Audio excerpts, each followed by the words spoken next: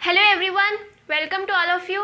आज हम macro economics के second chapter national income and related aggregate के एमसीक्यूज करेंगे। इससे पहले मैक्रो इकोनॉमिक्स और इंडियन इकोनॉमी के दो चैप्टर के एमसीक्यूज हम कर चुके हैं। सारे वीडियोस का लिंक आपको डिस्क्रिप्शन बॉक्स में मिल जाएगा और इन क्वेश्चंस की पीडीएफ भी आपको डिस्क्रिप्शन बॉक्स में मिल जाएगी।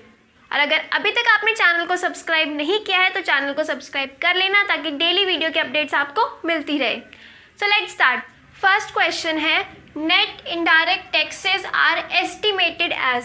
नेट इनडायरेक्ट टैक्स कैसे फाइंड आउट करते हैं, कैसे निकालते हैं? ऑप्शन ए है इनडायरेक्ट टैक्स प्लस सब्सिडीज, यानी इनडायरेक्ट टैक्स में सब्सिडीज को ऐड करना, subsidies minus indirect tax. C option है इनडायरेक्ट टैक्स माइनस सब्सिडीज। और लास्ट है option both B and C. हमें बताना है कि इनडायरेक्ट टैक्स को कैसे एस्टिमेट करते हैं, कैसे निकालते हैं। तो जो नेट इनडायरेक्ट टैक्स होता है उसको निकालने का फॉर्मूला होता है indirect tax minus subsidies. Option C इसका राइट आंसर है। नेट इनडायरेक्ट टैक्स कैसे निकालते हैं? इनडायरेक्ट टैक्स में से सब्सिडीज को माइनस कर देते हैं। इनडायरेक्ट टैक्स क्या होता है? इनडायरेक्ट टैक्स वो टैक्स होता है जो कि गवर्नमेंट लगाता है, ठीक है। जो गुड्स एंड सर्विसेज होती है, गवर्नमेंट उन पर टैक्स लगाता है, उसको हम बोलते हैं इनडायरेक्ट टैक्स। जैसे कि जीएसटी। और टैक्स लगाने से क्या होता है, जो गुड्स होती है उनकी प्राइस क्या हो जाती है, इंक्रीज हो जाती है। और सब्सिडीज़ क्या हो सकती है? सब्सिडीज़ क्या होती है? सब्सिडीज़ हम बोल सकते हैं फाइनेंशियल असिस्टेंस जो कि गवर्नमेंट प्रोवाइड करता है फर्म्स को और हाउस होल्ड सेक्टर को। एक तरह से बोल सकते हैं कि गवर्नमेंट जो डिस्काउंट देता है ना फर्म्स और हाउस होल्ड सेक्टर को। जैसे कि एलपीजी गैस सिलेंडर है, अगर उसका मार्केट प्राइस हम यहाँ पे सपोज कर रहे हैं, मार्केट प्राइस है 800, ठीक है। गवर्नमेंट ने सब्सिडी दे रखी है उस पर 200 रुपीज़ की, तो सब्सिडीज उसमें से डिडक्ट हो जाएगी, कट हो जाएगी, तो इसका प्राइस कितना आ जाएगा, 600। तो ये होती है सब्सिडीज जो क्या करती है, प्राइस को कम कर देती है कमोडिटीज़ के। और इनडायरेक्ट टैक्स प्राइस को इंक्रीज कर देता है। नेट इनडायरेक्ट टैक्स कैसे निकालते हैं? इनडायरेक्ट टैक्स में से सब्सिडीज को माइनस करके हमारा इनडायरेक्ट टैक्स निकलता है। तो ये कॉन्सेप्ट आपको समझ आ गया होगा अच्छी तरह। अब नेक्स्ट क्वेश्चन करते हैं। Financial help to a victim. एक विक्टिम, किसी विक्टिम को फाइनेंशियल हेल्प दी जा रही है तो उसको क्या बोलते हैं? ऑप्शन ए है ट्रांसफर पेमेंट, ऑप्शन बी है factor income, option C NFIA। इसका मतलब है net factor income from abroad, ठीक है। लास्ट ऑप्शन है नन ऑफ दीज। तो जो फाइनेंशियल हेल्प किसी विक्टिम को दी जा रही है उसको हम बोलेंगे ट्रांसफ़र पेमेंट। ट्रांसफ़र पेमेंट क्या होती है? वो पेमेंट जो रिसीव्ड होती है बिना किसी काम को करे, यानी कि ऐसी इनकम जिसके लिए कोई काम नहीं करना पड़ता। फॉर एग्जाम्पल जो गवर्नमेंट होती है उसको गिफ्ट मिलते हैं, या जो गवर्नमेंट स्कॉलरशिप प्रोवाइड करती है उसके बदले में कोई काम तो नहीं किया ना, फिर भी इनकम मिल रही है। तो ऐसी पेमेंट जिनके बदले में कोई काम नहीं किया जाता, कोई सर्विस नहीं दी जाती है, उसको हम बोलते हैं ट्रांसफ़र पेमेंट।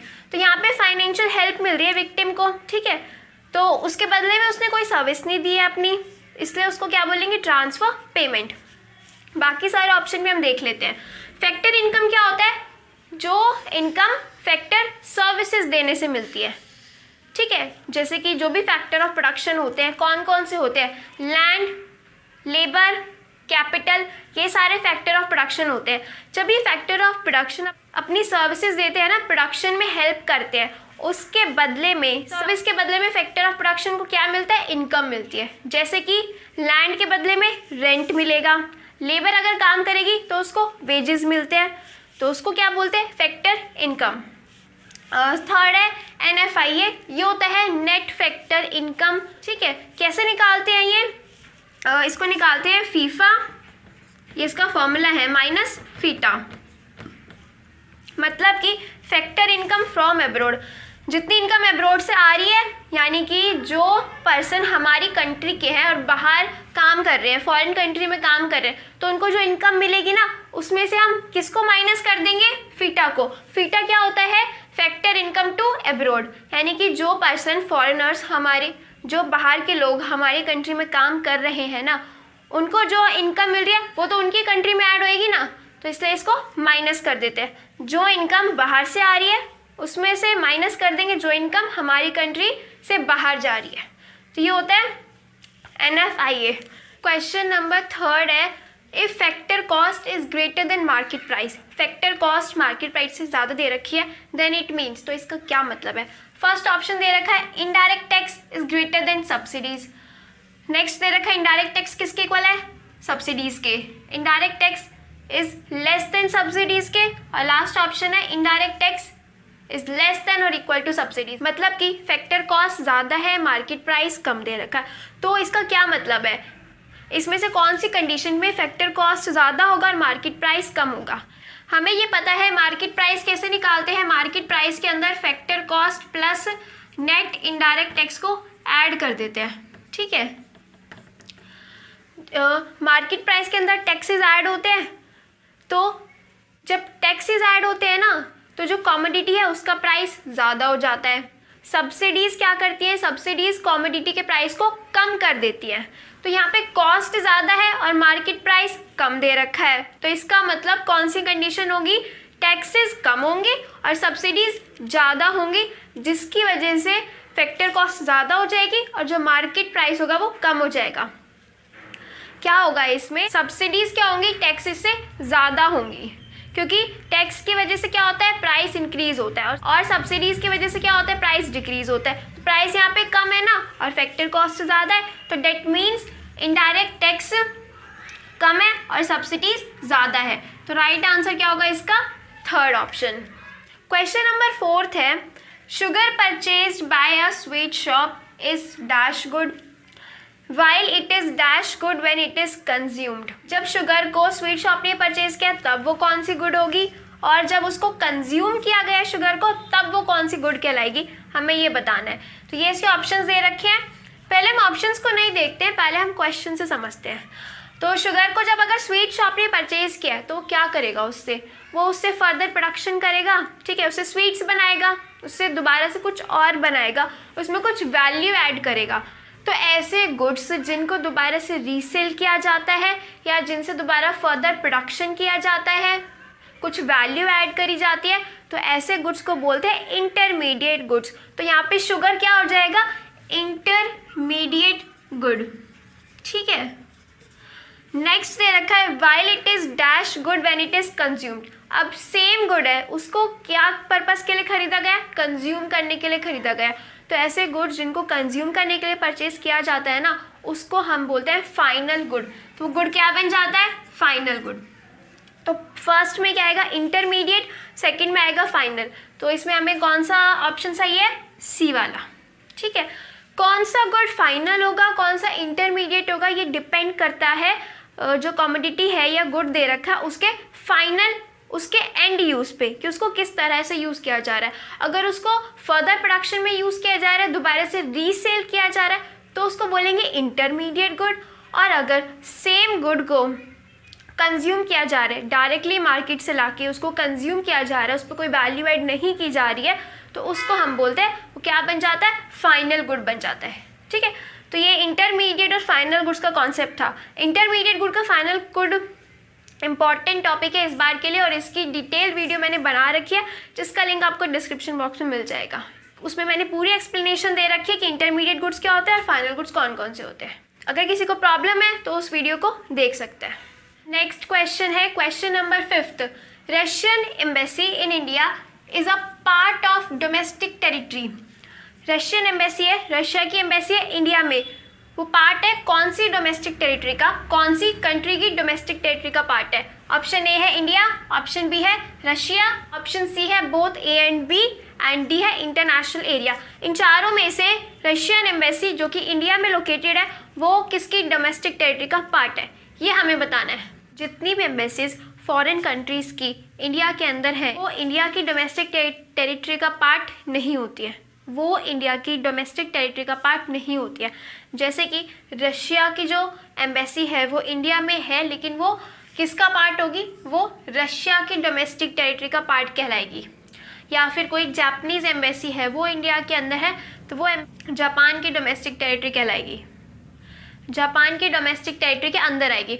और जो एम्बेसीज फॉरेन कंट्रीज़ में इंडिया की कोई एम्बेसी जापान में है इंडिया की, या फिर रशिया में है, या फिर यूएसए में, वो सारी एम्बेसी इंडिया की डोमेस्टिक टेरिटरी के अंदर आती है। तो कौन कौन सी चीज़ें आती हैं डोमेस्टिक टेरिटरी के अंदर? पहले तो एम्बेसीज या फिर कोई आर्मी कैंप। इंडिया की आर्मी ने अपना कोई कैंप ऑस्ट्रेलिया में लगा रखा है, रशिया में लगा रखा है, तो वो किस में आएगा? इंडिया की डोमेस्टिक टेरिटरी के अंदर आएगा। और शिप्स और एयरक्राफ्ट जो कि कौन ऑपरेट कर रहा है, अगर उसे कोई इंडियन रेजिडेंट या फिर इंडियन का नॉर्मल रेजिडेंट ऑपरेट कर रहा है तो वो भी इंडिया की डोमेस्टिक टेरिटरी के अंदर आएगा। फॉर एग्जाम्पल, अगर एयर इंडिया है, एयर इंडिया का प्लेन रशिया से जापान जा रहा है, ठीक है, लेकिन उसको ऑपरेट कौन कर रहा है? इंडिया के नॉर्मल रेजिडेंट्स, तो वो किसकी टेरिटरी में आएगा? वो इंडिया की ही डोमेस्टिक टेरिटरी में आएगा। और डोमेस्टिक टेरिटरी के अंदर कौन कौन सी चीज़ें आ सकती हैं? फिशिंग वेसल्स होती हैं, oil and natural gas rigs होते हैं जो कि इंटरनेशनल एरिया के अंदर होते हैं, लेकिन जिसको कौन ऑपरेट कर रहा होता है? इंडिया के नॉर्मल रेजिडेंट ऑपरेट करते हैं, इसलिए वो किसके अंदर आता है? इंडिया की डोमेस्टिक टेरिटरी के अंदर आता है। बेसिकली डोमेस्टिक टेरिटरी वो एरिया होता है जहाँ पे वो जोग्राफिकल एरिया होता है जो कि गवर्नमेंट उसको एडमिनिस्ट्रेटिव कर सकती है, जहाँ पे कोई भी पीपल या फिर कैपिटल फ्रीली मूव कर सके, उसको हम बोलते हैं डोमेस्टिक टेरिटरी। तो इसमें क्या आंसर आएगा इसका? रशिया। नेक्स्ट क्वेश्चन है, which of the following is an example of non durable goods? इसमें से कौन सा नॉन ड्यूरेबल गुड्स का एग्जाम्पल है? तो इसके लिए हमें पता होना चाहिए कि नॉन ड्यूरेबल गुड्स कौन से होते हैं, तभी हम इन ऑप्शंस में से पता कर सकते हैं। तो नॉन ड्यूरेबल गुड्स वो गुड्स होते हैं जो कि सिर्फ एक बार यूज़ करे जा सकते हैं, जो कि सिर्फ एक बार यूज़ करे जा सकते हैं, जो सिर्फ सिंगल यूज़ के लिए बने होते हैं, जिन्हें एक से दोबारा यूज़ नहीं, जिन्हें एक बार यूज़ करने के बाद दोबारा यूज़ नहीं किया जा सकता है। तो इसमें से ऐसे कौन से हैं? फर्स्ट हमें दे रखा है मिल्क, सेकेंड हमें दे रखा है ब्रेड, सी हमें दे रखा है both A and B, and D है क्लोथ्स। तो मिल्क को अगर हमने एक बार कंज्यूम किया तो सेम मिल्क को हम दोबारा कंज्यूम नहीं कर सकते हैं, ठीक है। ब्रेड को अगर एक बार कंज्यूम कर लिया तो उसको भी दोबारा नहीं कर सकते। जैसे एक स्लाइस है ब्रेड की, ठीक है, एक स्लाइस है तो उसको कंज्यूम कर लिया, सेम उस स्लाइस को दोबारा कंज्यूम नहीं कर सकते हैं ना, तो उसको क्या बोलेंगे? Non durable goods. ऐसे गुड्स क्या होते हैं? Non durable goods. तो इसका आंसर क्या होना चाहिए? Both A and B. जो क्लोथ्स है, क्लोथ्स को तो हम दोबारा यूज़ कर सकते हैं, एक क्लोथ्स को हम कई बार पहनते हैं, तो ये क्या होता है? नॉन ड्यूरेबल गुड्स नहीं होता है। तो कौन कौन से हो गए? मिल्क एंड ब्रेड इसमें हो गए नॉन ड्यूरेबल गुड्स। नेक्स्ट है, कुछ स्टेटमेंट दे रखी है जिसमें हमें बताना है कि ट्रू है या फॉल्स है। फर्स्ट स्टेटमेंट हमें दे रखी है, gross investment is equals to net investment minus depreciation. Gross investment कैसे निकालते हैं? इसमें हमें दे रखा है कि नेट इन्वेस्टमेंट में से डेप्रिसिएशन को माइनस कर देते हैं। ये फॉर्मूला गलत है। ग्रॉस इन्वेस्टमेंट कैसे निकालते हैं? नेट इन्वेस्टमेंट में हम डेप्रिसिएशन को ऐड करते हैं, तब हमारा ग्रॉस इन्वेस्टमेंट निकलता है। ग्रॉस इन्वेस्टमेंट क्या होता है? टोटल एक्सपेंडिचर जो एक साल में करी होती है कैपिटल स्टॉक के ऊपर, ठीक है, जिसके अंदर नेट इन्वेस्टमेंट भी आ जाता है और डेप्रिसिएशन भी आ जाता है। नेट इन्वेस्टमेंट क्या होता है? Net addition to capital stock. जैसे कोई न्यू मशीन परचेज करी है, यानी कि कैपिटल के अंदर कोई नया स्टॉक ऐड किया है, उसको हम बोलते हैं नेट इन्वेस्टमेंट। डेप्रिसिएशन होता है जो मशीन पहले से है, जो कैपिटल पहले से है ना, उस पर जो एक्सपेंडिचर किया हो। जैसे जो मशीन्स होती हैं वो वॉर्न आउट हो जाती हैं, ख़राब हो जाती हैं, उसको रिप्लेस करना, तो वो एक्सपेंडिचर किस में आता है? डेप्रिसिएशन में। कोई मशीन जिसको ऑयलिंग की ज़रूरत है, सर्विसिंग की ज़रूरत पड़ती है, तो वो एक्सपेंडिचर किस में डालते हैं? डेप्रिसिएशन में। तो ग्रॉस इन्वेस्टमेंट का क्या फॉर्मूला होता है? Net investment plus depreciation. दोनों एक्सपेंडिचर किस में आते हैं? ग्रॉस इन्वेस्टमेंट के अंदर आते हैं। और नेट इन्वेस्टमेंट के अंदर डेप्रिसिएशन को ऐड नहीं करते हैं। नेट इन्वेस्टमेंट में सिर्फ जो न्यू एडिशन होता है ना कैपिटल स्टॉक के अंदर, वो आता है, ठीक है। तो समझ आ गया होगा ये आपको। ये स्टेटमेंट क्या हो गई? फॉल्स हो गई, यानी कि ये स्टेटमेंट गलत है। राइट स्टेटमेंट क्या होगी इसकी? नेट इन्वेस्टमेंट प्लस डेप्रिसिएशन, ये इसका राइट आंसर होगा। अब नेक्स्ट देखते हैं, value of intermediate goods ultimately become a part of final goods. जो इंटरमीडिएट गुड्स होते हैं ना, उनकी वैल्यू क्या अल्टीमेटली जाके फाइनल गुड्स में ऐड हो जाती है। हाँ, येस इट इज़ ट्रू। ये स्टेटमेंट क्या है? ट्रू है। कैसे? इसको एक एग्जाम्पल से समझते हैं। मान लेते हैं वुड है, ठीक है, वुड से क्या बनाई है? चेयर बनाई है, यहाँ पे 2 वुड हैं, इन 2 वुड से ना चेयर बनाई है। तो जो ये वुड यूज़ करी ये कहाँ गई, चेयर में यूज़ हुई है। अब इस चेयर को किसी ने कंजप्शन पर्पस के लिए खरीद लिया, तो उस चेयर की वैल्यू हम फाइनल गुड में ऐड करेंगे, क्योंकि उसको कंजप्शन पर्पस के लिए खरीदा है। तो चेयर क्या बन गई, यहाँ पे फाइनल गुड बन गई है। तो फाइनल गुड के अंदर अल्टीमेटली जो इंटरमीडिएट गुड था उसकी वैल्यू भी ऐड हो जाती है। इसलिए हम इंटरमीडिएट गुड्स की वैल्यू को ना ऐड नहीं करते हैं, क्योंकि लास्ट में जो फाइनल गुड होता है उसके अंदर ही इंटरमीडिएट गुड्स की वैल्यू आ जाती है। तो ये स्टेटमेंट क्या है, ट्रू है। अब नेक्स्ट है क्वेश्चन नंबर 9 है, consumption of fixed capital is managed through depreciation fund. Consumption of fixed capital का सीधा मीनिंग है डेप्रिसिएशन। इसको हम बोलते हैं डेप्रिसिएशन, यानी कि जो फिक्स्ड कैपिटल है उसको हम यूज़ कर रहे होते हैं, उसका कंजप्शन करते हैं, उसको बोलते हैं depreciation. Depreciation is managed through depreciation fund. जो डेप्रिसिएशन एक्सपेंडिचर होता है, डेप्रिसिएशन के अंदर जो भी खर्चे होते हैं, एक्सपेंडिचर होता है, उसको किससे मैनेज करते हैं, डेप्रिसिएशन फंड से। Yes, this is also true. Depreciation के अंदर हमने पढ़ लिया क्या क्या आता है, नॉर्मल वियर एंड टियर आती है, यानी कि जब डेली किसी भी मशीन्स को यूज़ करते हैं ना, तो उसकी जो प्रोडक्शन कैपेसिटी है या उसकी जो काम करने की कैपेसिटी है वो धीरे धीरे कम होने लग जाती है, जिसकी वजह से उस मशीन की वैल्यू कम होने लग जाती है। दूसरा क्या होता है, अगर जो मशीन है वो डैमेज भी हो सकती है, उसके अंदर कोई ख़राबी भी आ सकती है, उसको करने के लिए भी फंड्स चाहिए होते हैं। अगर कोई मशीन वॉर्न आउट हो गई है, ख़राब हो गई है, उसको रिप्लेस करने के लिए भी फंड्स की ज़रूरत होती है। तो इन सब चीज़ों के लिए एक फ़ंड बनाया जाता है, उसको बोलते हैं डेप्रिसिएशन फ़ंड, जो मेनली डेप्रिसिएशन के लिए ही बनाया जाता है। यानी कि जो भी एक्सपेंडिचर आना है एग्जिस्टिंग कैपिटल के अंदर, उसको डेप्रिसिएशन फंड में यूज़ किया जा सके। तो ये स्टेटमेंट क्या है, ट्रू है।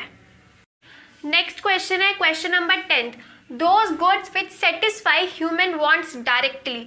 ऐसे गुड्स जो ह्यूमन के वांट्स को डायरेक्टली सेटिस्फाई करते हैं उनको क्या बोलते हैं। फर्स्ट है इंटरमीडिएट गुड, सेकंड है कंज्यूमर गुड्स, थर्ड है कैपिटल गुड्स, फोर्थ है नन ऑफ दीज, इनमें से कोई नहीं। तो ऐसे गुड्स जो डायरेक्टली ह्यूमन के वांट्स को सेटिस्फाई करते हैं उन्हें क्या बोलते हैं, उन्हें बोलते हैं कंज्यूमर गुड्स। ठीक है, जो गुड्स डायरेक्टली ह्यूमन के वांट्स को सेटिस्फाई करते हैं उन्हें कंज्यूमर गुड्स बोलते हैं। गुड्स होते हैं जो कि मार्केट से हम परचेज कर सकते हैं और उनको कंज्यूम कर सकते हैं, जिन पे हमें कुछ भी करने की ज़रूरत नहीं होती है, जो कि रेडी टू यूज़ होते हैं।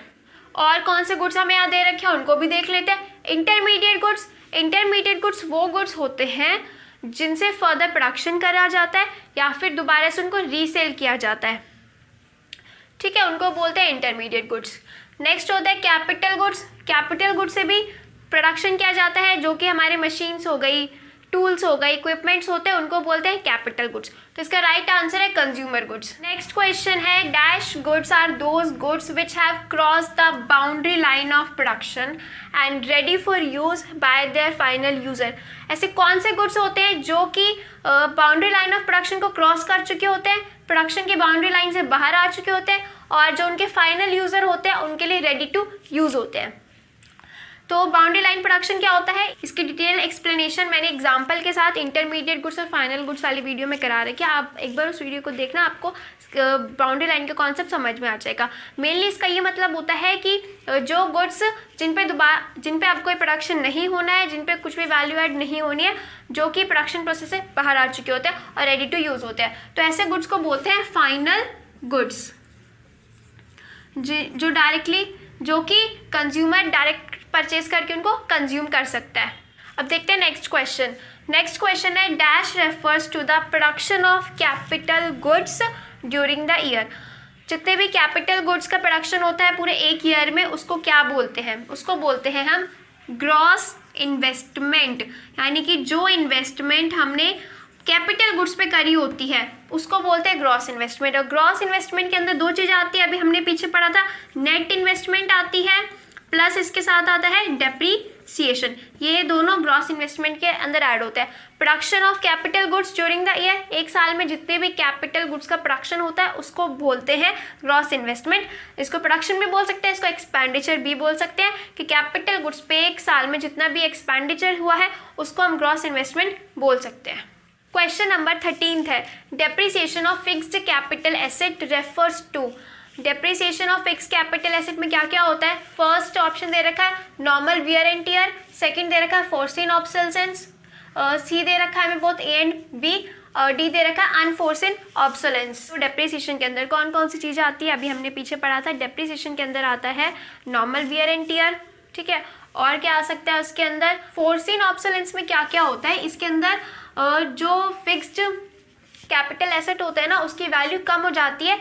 किस किस की वजह से? या तो जो टेक्नोलॉजी है वो आउटडेटेड हो गई है, यानी कि न्यू टेक्नोलॉजी आ गई है जिससे पुरानी वाली जो कैपिटल है उसकी वैल्यू कम हो गई है, या फिर जो मशीन है वो डैमेज हो गई है, या फिर चेंज इन डिमांड हो गया है।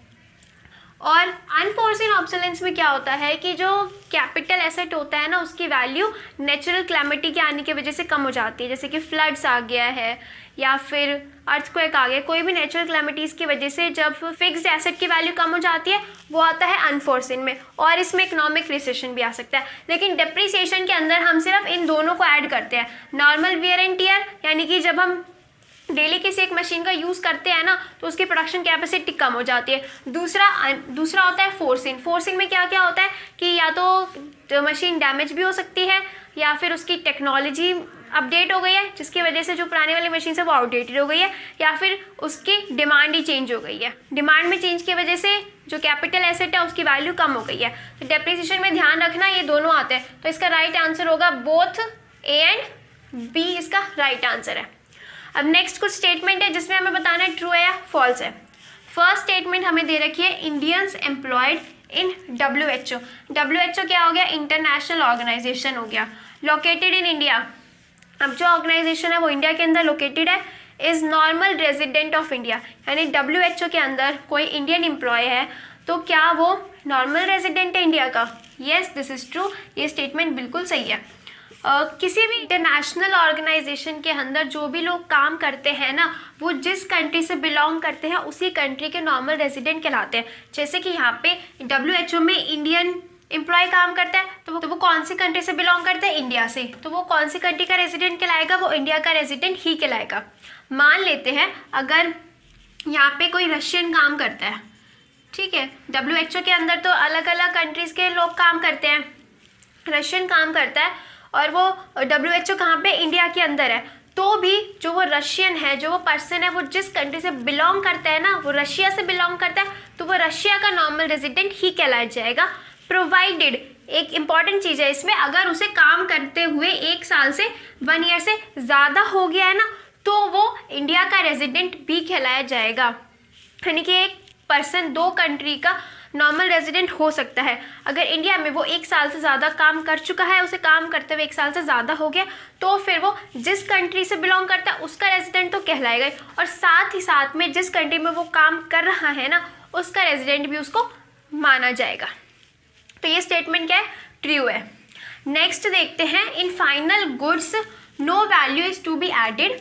ये स्टेटमेंट बिल्कुल करेक्ट है। जो फाइनल गुड्स होते हैं उनके अंदर कोई वैल्यू ऐड करी नहीं जाती है, वो जो प्रोडक्शन बाउंड्री होती है उससे बाहर आ चुके होते हैं, प्रोडक्शन बाउंड्री को क्रॉस कर चुके होते हैं, उन्हें डायरेक्टली यूज़ कर सकते हैं। फाइनल गुड्स के अंदर कोई वैल्यू ऐड नहीं करी जाती है, तो ये स्टेटमेंट क्या है? ट्रू है। समझ आ गया? अब नेक्स्ट पे चलते हैं। Butter is only a final product.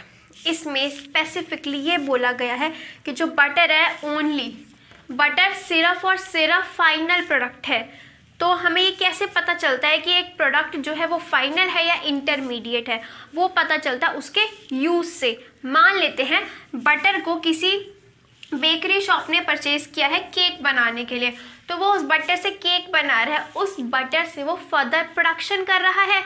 तो यहाँ पे ये जो बटर है ये क्या बन जाएगा? इंटरमीडिएट गुड बन जाएगा, क्योंकि उसमें वैल्यू ऐड करी जा रही है, कोई और चीज़ का प्रोडक्शन किया जा रहा है। वहीं अगर बटर को किसी पर्सन ने परचेज किया है कंज्यूम करने के लिए, तो यहाँ पे क्या हो रहा है? डायरेक्टली उसको कंज्यूम कर रहा है।